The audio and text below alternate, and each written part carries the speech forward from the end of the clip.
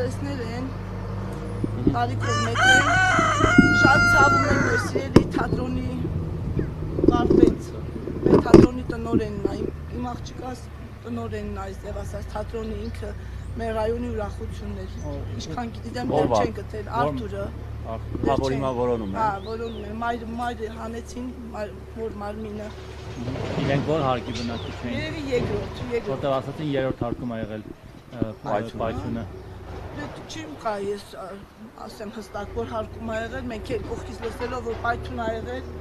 տարեսներ են եղել։ Ճամբարակի թատրոնի տնօրեններ։ Այո, Ճամբարակի Արևակ թատրոնի հիմնադիր տնօրենը։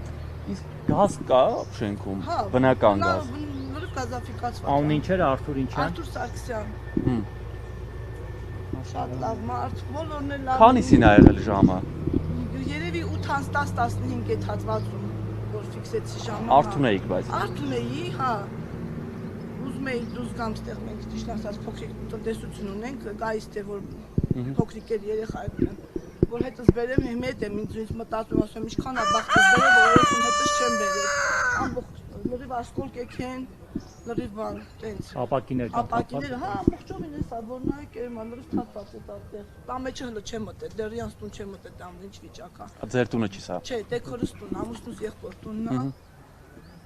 Դե ինչ ասեմ, ահա որ վախեցանք, սա դե հասկանալի է, սահմանամերձ գոտում ենք ապրում, մտածեցինք թե պոստերից է։